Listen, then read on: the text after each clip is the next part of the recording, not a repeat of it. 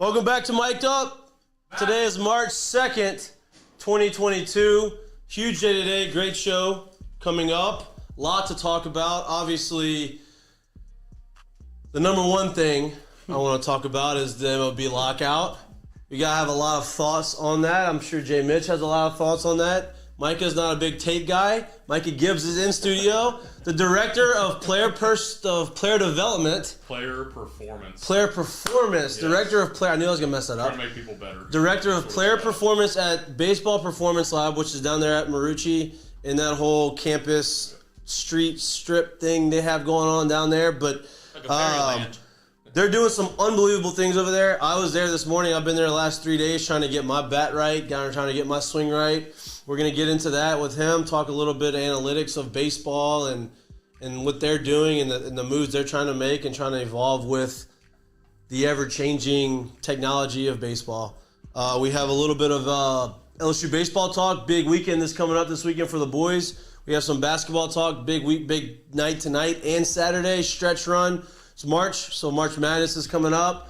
And also, we're going to have to hammer our guy again because he went 3-2 yesterday. He's been kind of hot. Officially hot. He's come back down a little bit to like the normal heating level, heated up level. He's not scorching, but he's definitely not cold. Still making you money. Yeah, but going 10-2 is going to do it for me, and that's going to get me back. I'm still making money, not losing money. That's always a positive. I think you're burying the lead here, Mikey. I already said that. No. I'd say very wise of you to obviously pick a career path before you were forced to. So good on you about being a host of a show. Like you got out in front of it. Oh, you're telling me because I have a job right now. Baseball, you're talking about I have no job. Yeah, baseball doesn't exist anymore. Well, look, I could see what was going on. Yeah. You know, I could see how this was happening. I could see how, this has been a long time coming. Probably the last 15 or so years. Fuck it, we're just going to jump right into it. Okay. Yeah, for the last 15 or so years, what's been going on with this, like what's happening right now in baseball has been brewing, right? So the owners have been getting everything that they've wanted in the CBA. The CBA expires every 5 years. You have to renegotiate. And over the last 15 or plus years, the players have taken some concessions out of goodwill to try to get the ball rolling, get the season going. Maybe that, the next CBA, they're going to get something. The next CBA, well, we haven't done it. And the times are changing. Revenue is growing. As much as MLB wants to tell you that they're not making money, that they are making a ton of money, right? The revenue, I think, is pushing $11 billion. Lots of money. That they have made. And the narrative that they're trying to push right now, that they're not making money and that the last 5 years has been tough for them financially, is not really great. That's not true, to be honest. I don't call them liars, but they're lying. And so what the players are doing now is they're dug in. They put their feet, they've stand their ground. They say, we're not giving in. We're unified. They are all on the same page. They're all pulling the same side of the rope. And that turns into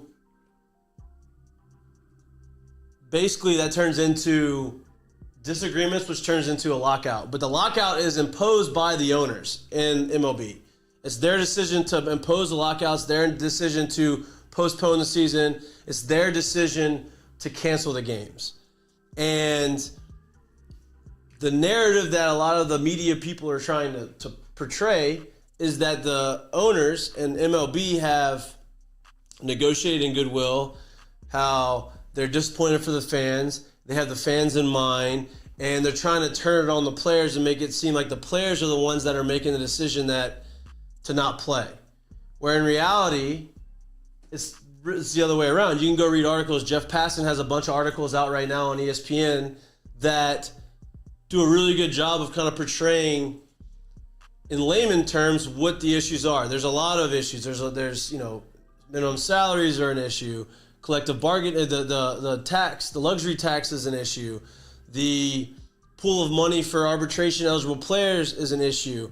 All of these different things are issues that the players have been fighting for years, and now we're not giving in, and we're trying to hold our ground.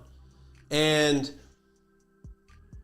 the owners come out and say they gave us a one last ditch final offer best offer, and now they're going back and saying that they didn't say it was the final offer that they're offering us, because if they do that, what's the word, Lloyd? I said alignment. Nope, no, not alignment. What's the legal term that we were talking about before? Impasse. An impasse. Because legally, I'm here, boys. legally, it would be an impasse if they said this was the final, best and final offer that they are going to offer. And if the players did not accept that, they would have to the owners could legally say, okay, we're going to impose, we're going to say, no, there has to be a season, and we're going to say this is the deal, we're going to go. The players would file suit and say the owners are illegally doing this based off of negotiating and not good faith, and they would get put in front of a judge, and it would become in court. So they're not saying that. They're saying that it was their final offer, best and final offer before they have to start canceling games, right? So this is a little bit of word jungle, I don't even know. Sounds like lawyers. Word gymnastics is really what they're trying to do right now, right? They're trying to, legally make sure that they're in the right. But what they're also trying to do is saying, hey, this is what they offered. The players went home the night before. They went home Sunday night. Players and the owners negotiated up until 2:30 in the morning on Sunday, early Monday morning. They come back. They come back and they reconvene. They say, oh, the deal's imminent. You hear all these things coming out from the MLB. Oh, the deal's imminent. Made a lot of strides, a lot of progress. Well, on the other side of it, you're hearing from the players there has been a little bit of progress made, and there has been a lot more dialogue at the negotiating table, but we're still far ways away from where we need to be. There's a lot of big issues that need to be ironed out, and it's not a guarantee that there's going to be a deal done. So you could see different sides, right? You can see both sides jockeying for position of the narrative that they're trying to push.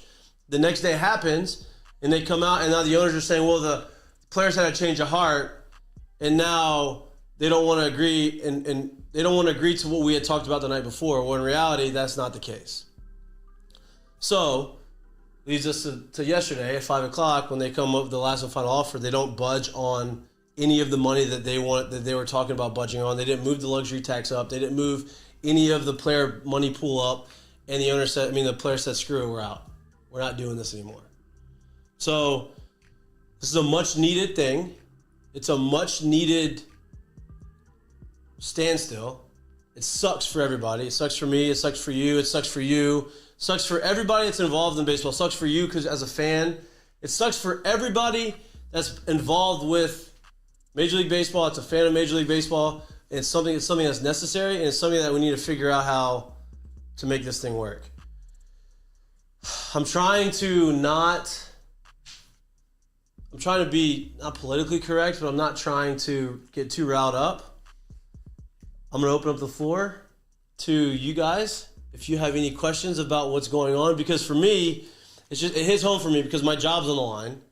I don't have a job right now because MLB can't play, but I also understand that what Major League Baseball is doing, what the Players Union is doing, is the right thing to do. So it's, we're in a position now where it's going to be a lot of media talking about one side, and the other side coming out and saying something else. MLB Network had the press conference from the Players Union and cut it off the press conference mid-press conference. Didn't even let Tony Clark finish what he was saying. He was talking, but the coverage of the press conference on MLB Network just went away. And that's obviously because they're owned by MLB. And, that's... the narrative was They're bad. going to push their own personal narrative, right? So... What do you think you were going to be doing this time last year? You knew that this deal was impending, right? Y'all knew that the CBA was up. What was I doing? Yeah, where did you think that you would be this time, next year? This was something that we all thought was going to happen. Especially how negotiations went in 2020 during COVID, whenever OG COVID hit and we all left and we all went home and everything happened. Those negotiations for those 3 months, we knew the CBA was coming up. We knew that there was already a bunch of issues, and that instead of building goodwill towards this, that just put us further apart. So we knew coming in this offseason that this was a very, very high possibility that this was going to happen, and here we are.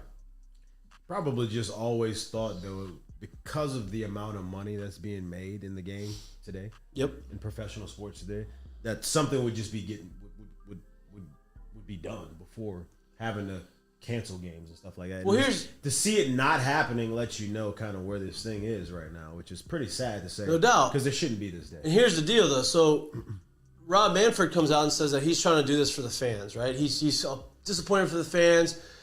The minute this thing started on December 2nd, this was, quote, a defensive lockout, which means that they were battling. They felt like, they had put some fair offers on the table. Well, he says this, and he says that he's trying to do everything he can in his power to get the game going. Lockout starts on December 2nd. We send them a proposal. 43 days later, we get a response. That doesn't sound like that's not just that. Just put it like this. Just think of it this way: if I'm running a business and I know that the deal I need to make with my main money makers in my business, literally, if I don't have them, I don't have the business, right? The deal I need to make with them is expired. It needs to be renewed, and they send over a proposal, and I say for a month and a half, I'm not even looking at it. That's fine, right? But you're just telling me right then and there, you're making money elsewhere, which is great, right? So if you're making a lot more money elsewhere because of the money that's being brought in baseball, and you're not worried about this large sum of baseball, money that much, why are you squeezing every penny out? Right. You get what I'm saying? Why aren't you trying to make this thing right, especially knowing over the past couple, you've won those big, and that's fine that you won those big. Right. But if I'm going to keep getting in bed with someone and keep having to do having to make deals with them, at some point it's hey, I got over. All right, I can throw you a bone. But they won't do that. They won't do it. And that's the frustrating part of where this thing is right now, because it doesn't need to be. So go ahead. Did you ever expect Major League Baseball and the owners to throw you a bone? Because every time I've seen any negotiation, I'm obviously not very smart, but whenever you see negotiations between players and ownership, whether it be the NFL, Major League Baseball, NBA, it's never, hey, we'll get you later. We'll catch you later. Well, I guess my point to it is the general consensus of the thought of it's millionaires versus billionaires and they arguing over money. It's not that. That's man. a tired take. That's not a real take. That's not understanding what's really going on in the game, And that's the problem. And a big part of it, economics is a big reason why there's a disagreement, and there's a big reason why there's a separation. I just remember to put the bets in. Oh, yeah, that's the only time you ever see me line up. It's that was a quick jab for the phone. What were you doing? You got a bet? I thought you had another guy giving you text messages. No. I can check and see though. But I'm riding with our guy. I don't know. But part of another big part of it, right? Outside of the economics, that's obviously a major reason. The players are trying. We are trying to create a more competitive league. Do what's right for the game. Exactly. We're trying to create a league where everybody is trying to win and forcing teams to try to win. Because if they don't, they're going to get penalized in their draft. They're not going to just tank for the number one pick. You're not guaranteed the number one pick. They're trying to add a draft lottery like the NBA, which that has obviously made too much sense for the owners to buck that system. So they're trying to do things like that to be able to make everybody have the same goal of trying to get and be competitive and win the game and grow the game of baseball. Right. That's what we're trying to do outside of just having the economics. Now, MLB wants us to add playoff games. Oh, we want to add 14 teams in the playoffs. Well, that's not going to make them try to win. That's just going to give the teams that are 15 games under 500 that should make the playoffs in the playoffs, and that just gives them more money. It's not going to do anything. No, that's not going to create. That's not going to create the game. No. And I didn't want to start this because we have a guest in here who is my friend, and I know that he's got. I don't want to put him in the middle of this drama. I've got some opinions. Okay, let me hear them. So my biggest issue, I think, is what this is going to do for the future of the game. It's already a game that's slowing down in terms of popularity. We're already at a point where it's very difficult to get people's attention for long spans of time, and it's a slow game as it is, which I know they're trying to do stuff to speed it up, but this is the worst thing we could possibly do is wait even more time between the season starting and just like everything is going to end up, we're missing out on the time to try to regain attention from the young fans. Yeah. And the longer that goes, I mean, that's going to hurt.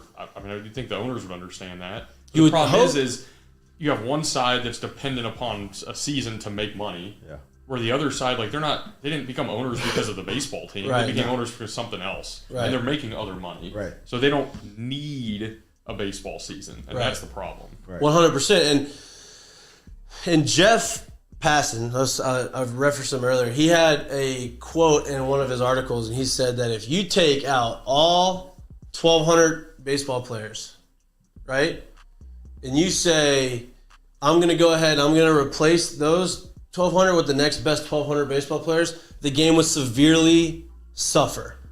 You cannot, Major League Baseball would not be the same game if you said we're going to just replace those guys with the guys who are just a tick below them, right?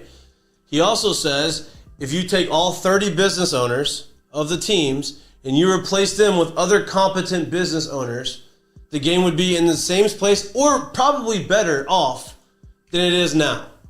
Which goes to show you that the game is, yes, the owners own the teams and they create the business part of it, but the players are what makes baseball go.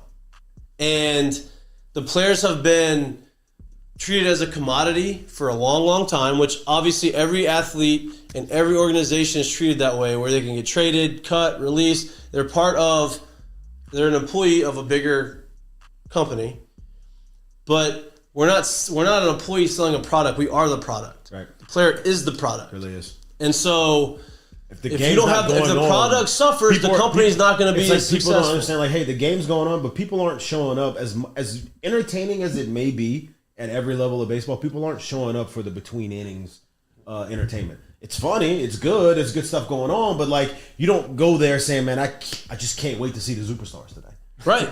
The superstar. People don't know what that is, but you know, You don't know. it's a great act. It's a great act. It's good. It's a great act. But people aren't buying the ticket for that. And it is what it is. You know That's what I like mean? equivalent to the Red Panda. So equivalent to like the Red Panda with the Cubs. The superstars is like the minor league in between innings. like the woman riding around on a tricycle with 13 teacups on her head. Okay. That's the Red Panda, right? Isn't that her name? Yeah, Red Panda. Yeah, that's Red Panda. I'm wondering what how do you spell it? ZUPR.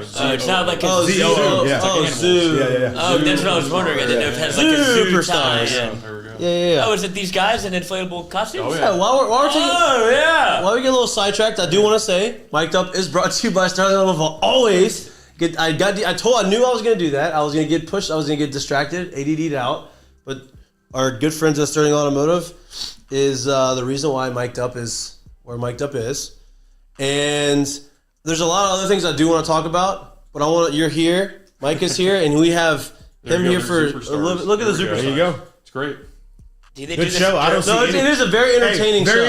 Let me just put it to you like this: good show, very entertaining. I don't see one person in that background on their feet. Right. Oh, that's the litmus test? Yep. Right. I see one guy almost. One It's guy. kind of telling right there. But here's the thing: they're not coming to see them. No, they're I going know to see the that. players. I know right? that. That's the thing. So like that's not. Hell, if I had to guess, the superstars probably ain't even on the ticket that they bought. Right. You know what I mean? Like, you get what I'm saying?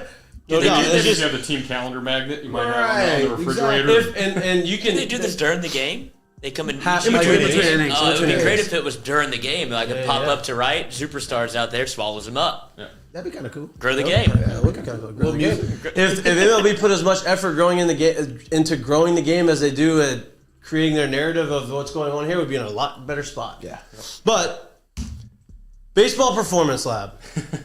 I was there this morning. It is connected to Marucci. Yep. It's its own separate entity, right? Like its own. We are a third party, yes. Third party. We are inside of a Marucci building. Okay. Yep. So Explain to me what do y'all do? Yeah. I can go in there and you can say, hey, I'm gonna make you into a Major League Baseball player.